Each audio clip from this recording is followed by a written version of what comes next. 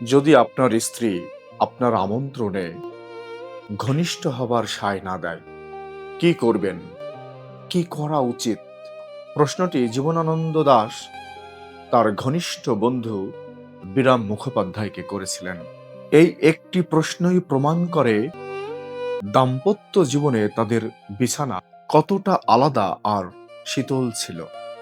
স্ত্রীর ক্রমাগত অবহেলা আর শয্যা আলাদা করার যন্ত্রণার কথার সাথে লাবণ্যর সাথে যৌনতার নোংরা বাস্তবতার কথা ডায়েরির পাতায় পাতায় উল্লেখ করেছিলেন রূপসী বাংলার কবি জীবনানন্দ দাশ। দোষ কি জীবনানন্দ দাশের কম ছিল? না, বরং জীবনানন্দ দাশের দায়ও কোনো অংশে কম নয়। বিয়ের রাতেই জীবনানন্দ দাশ ডায়েরিতে লেখেন, difference between Labanya and why are reality but why last not. তিনি আরো লিখেন, আমার বিয়ে সবাই উপভোগ করছে এবং ঈর্ষান্বিত হচ্ছে, আর আমি একা বিছানায় শুয়ে শুয়ে নিজেকে ব্যাচেলর ভাবছি। এখানে ওয়াই বলতে রূপসী বাংলার কবি তার খুড়তুতো বোন শোভনাকে বুঝিয়েছেন, যার প্রতি মানসিক তীব্র টানের জন্য স্ত্রী হিসাবে লাবণ্যকে একেবারেই মেনে নিতে পারছিলেন না। দাম্পত্য জীবনে তারা যেন দুটি শত্রু দেশ, সম্মুখ সমরে একে অপরে যুদ্ধরত। এমনই ছিল দুজনের মনোভঙ্গি। বিয়ের মাত্র ৩ বছর পর ১৬ই ডিসেম্বর ১৯৩৩ সালে কবি একটি নোটে তাদের দাম্পত্য ও বিবাহিত জীবনকে সরাসরি জঞ্জাল বা আওয়ার গার্বেজ ম্যারেজ বলে উল্লেখ করেন। এক্ষেত্রে দায় কিন্তু লাবণ্যরও কম নয়, অনেকাংশে লাবণ্যও ছিল দায়ী। রূপসী বাংলার কবি জীবনানন্দ দাশ ৮ দিন ধরে হাসপাতালের বিছানায় মৃত্যুর সাথে পাঞ্জা লড়ছিলেন। এই ৮ দিনে মাত্র একবারই লাবণ্য তার স্বামীকে দেখতে হাসপাতালে এসেছিলেন।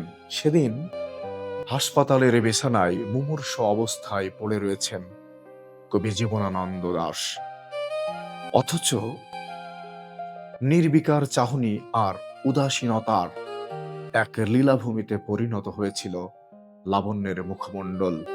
ভাবসাব এমনই যেন জীবনানন্দ দাশের একেবারে কিচ্ছু হয়নি। কবির মৃত্যুর পর তার লাশের পাশে দাঁড়িয়ে কলকাতার বুদ্ধিজীবী ও কবিদের সামনে ভূমেন্দ্র গুহকে উদ্দেশ্য করে লাবণ্য বলেছিলেন, বাংলা সাহিত্যের জন্য তিনি অনেক কিছুই হয়তো রেখে গেলেন, আমার জন্য কি রেখে গেলেন বলতো? লাবণ্য দাশ জীবনানন্দ দাশের সাহিত্য চর্চাকে একেবারেই পাত্তা দিতেন না। কবিতা লেখাকে তিনি একেবারেই অর্থহীন মনে করতেন। এজন্য সারাক্ষণেই কবিকে কটূক্তি আর বক্র বাক্যবাণে বিদ্ধ করতেন এবং এটি জারি ছিল কবির দাম্পত্য জীবনের প্রায় সারা জীবন ভর। মানুষ জীবনানন্দ স্মৃতিচারণমূলক গ্রন্থে লাবণ্য দাশ নিজেই লিখেছেন, স্বভাবে আমি চিরকালই কবির একেবারেই উল্টো ধাঁচের মানুষ। তিনি ধীর, শান্ত, আর আমি ধৈর্য আর সহিষ্ণুতার একেবারে ধার দিয়েও যাই না। এই ছিল লাবণ্য দাশের মন্তব্য।